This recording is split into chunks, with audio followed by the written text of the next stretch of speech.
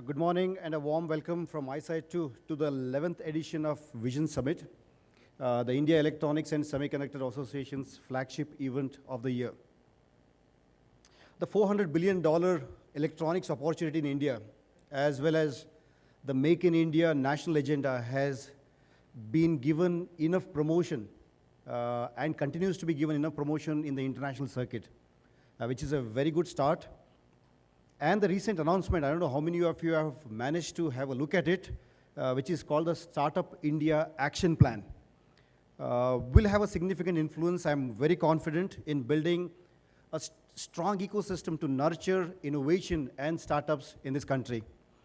Areas that are specifically interesting to me as I read through the action plan are the simplification procedures and the hand-holding of startups, especially related to the incorporation, to winding down, and the variety of compliances that are required for conventional companies to undergo as they invest and grow as a company has been or is proposed to be simplified for startups, thereby letting the entrepreneur focus on growing the business and focusing on innovation rather than on compliance aspect, which is, I think, very significant and has been a much needed requirement of the startup community.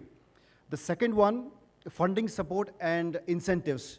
Many of you know what started off as an electronic development fund and is now called the India Aspiration Fund of 10,000 crores, which will leverage itself 4 times to become 50,000 crores as a fund of funds to be made available to the startup community in this country through various funding agencies, and a couple of them have already been identified. I think SIDBI and CanBank Ventures have been identified, and more are coming in to fund startups in India.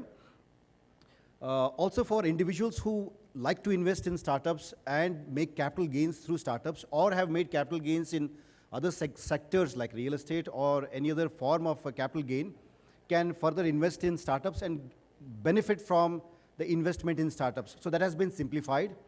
There are also tax incentive, as I understand, for people who pay a premium on the stock prices, which is very natural in startup. You pay much higher valuation than what is called as a fair market value of the startup.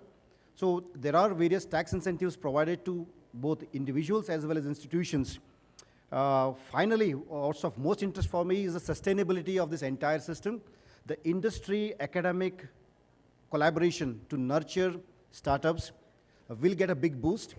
As I understand, entrepreneurship and the course on entrepreneurship will be included as a part of the engineering curriculum. Incubation centers within universities are likely to be established.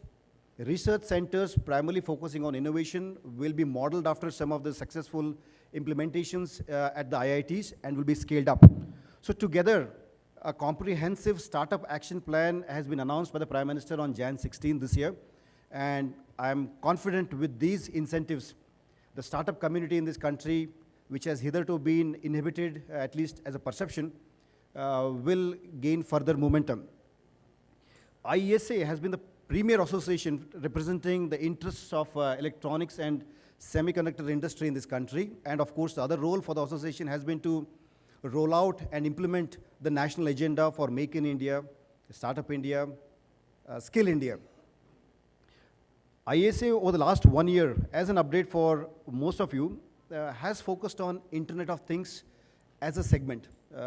And Internet of Things primarily focusing on startups. We have, over the course of the year, provided a platform for startups in IoT, almost 70, 80 of them, to be discovered.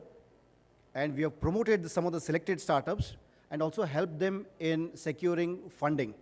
And I think that has been a very well appreciated move by the startup community, especially focusing on IoT. Within aerospace and defense, again, is a major opportunity by the government. The participation of Indian companies in defense sector has been minimalistic, and of course, various reasons have been quoted.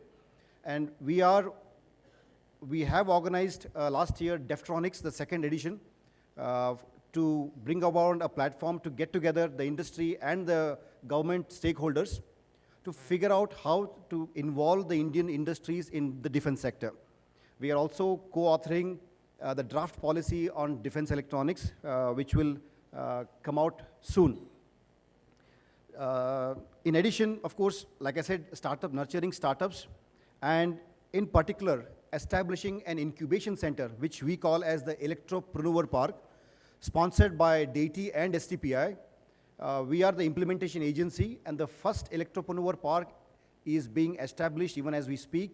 It is in the Delhi University South Campus, which will host every year 10 startups over the 5 years, 50 startups, incubate them, primarily help these startups go from concept to a prototype by providing them not just with infrastructure and test and measurement equipment, or even prototyping support, but also provide them with the professional management to nurture, mentors to develop them, as well as bring the venture capital and the investment community so that they can make quick exits out of the Electropreneur Park over a year or 2 years period. So this is a new initiative, very well supported by DAITY and funded by DAITY and STPI. We also have the other initiative, which is engineering talent development, which is very critical. How to get engineers industry ready. So there is an initiative within the association called the Talent in Focus Group, primarily bringing in the industry involvement in developing engineering students in their third and the final year, and provide them with more industry-oriented projects, teach them more industry-oriented curricula, and as a side effect also, those to support those that are already in the universities and have an entrepreneurial bent of mind, provide them with the incubation facility already in the universities that we work with at this point in time, so that incubation can already begin at the university.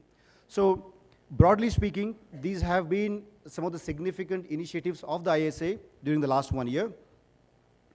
I'm confident that this 2-day program, with its insightful keynotes, lively debates in panel discussions, and your own networking that you carry out over the 2 days, will provide you with good insights to realize and make the most out of the Make in India national agenda of the country.